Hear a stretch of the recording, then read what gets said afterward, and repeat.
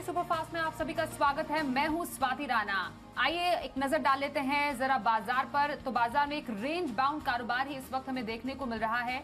MCX पर सोना 55,800 के करीब सपाट है, तो वहीं चांदी की कीमतों में हल्की गिरावट हम देख पा रहे हैं। एमसीएक्स पर जो भाव है चांदी के वो 64,300 के लगभग उस लेवल पर हम ट्रेड होते हुए देख रहे हैं।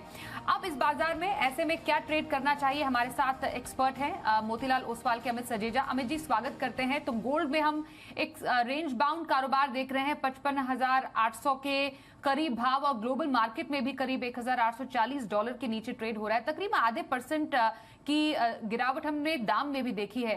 तो ऐसे में आज के लिए स्ट्रैटेजी आपकी सोने पर क्या रहेगी? जी, गुड इवनिंग।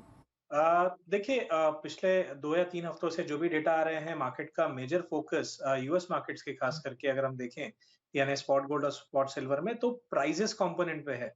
यानी कल भी हमने देखा कि जो आईएसएम मैन्युफैक्चरिंग डेटा आया था, उसमें मैन्युफैक्चरिंग में तो गिरावट आई थी इंडेक्स में, लेकिन जो प्राइसेस का कंपोनेंट था वो 50 के ऊपर आया, जिसके बाद हमने गोल्ड और सिल्वर दोनों में ही ऊपरी स्तरों पे दबाव आते हुए देखा है।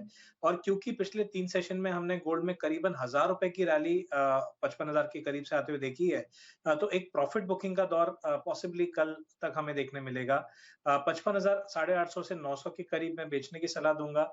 मुझे लगता है कि यहाँ पर करेक्टिव मूव आते-आते प्राइसेस को लगभग 55,550 इस स्तर पर लेके आ सकती है। वहीं अगर चांदी की बात करूं तो ऑलरेडी हमने टॉप से करीबन ₹1,000 की गिरावट देखी है।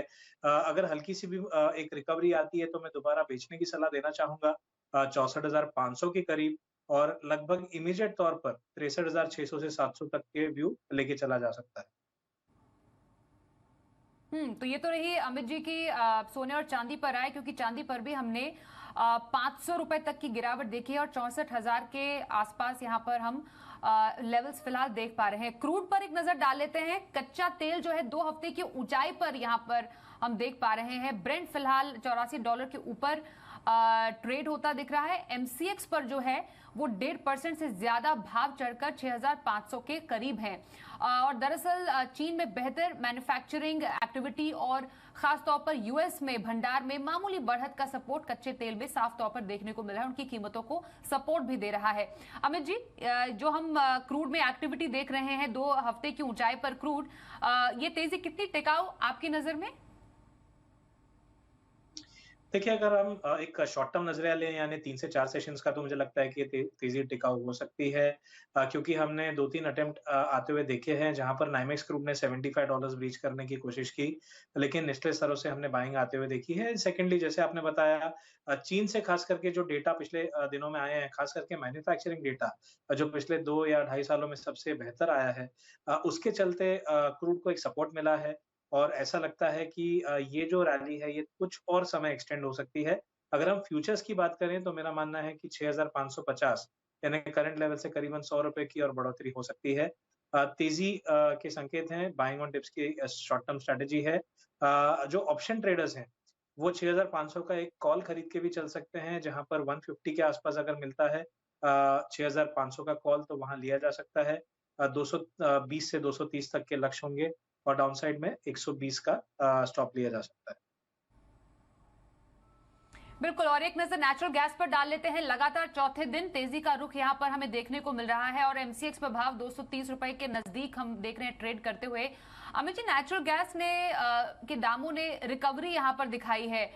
दाम अब आगे आने वाले टाइम में कहां तक जाते हैं आप देख रहे हैं? जी, देखिए, अगर हम मीडियम टर्म की बात करें यानी 2 से 3 हफ्तों की, तो मुझे लगता है कि 250-55 तक की भी पोटेंशियल है।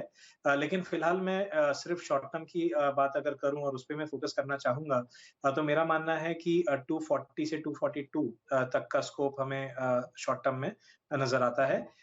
तो इमीडिएट तौर पर 227 के आसपास एक बाय इनिशिएट किया जा सकता है। और मेटल स्पेस में क्या आपकी टॉपिक रहेगी, क्योंकि कॉपर जिंक लेड में हम एक कुछ गिरावट ही देख पा रहे हैं। आपकी नजर में आपकी पसंद क्या है?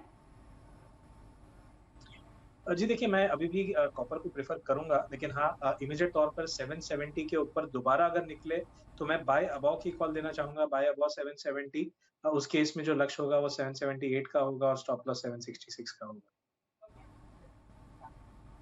जी, धन्यवाद करेंगे अमित हमारे साथ कमोडिटी सुपरफास्ट में चर्चा में शामिल होने के लिए। तो यहाँ पर एक ब्रेक का वक्त हो गया है, आगे भी खबरों का सिलसिला जारी रहेगा, बने रहिए हमारे साथ।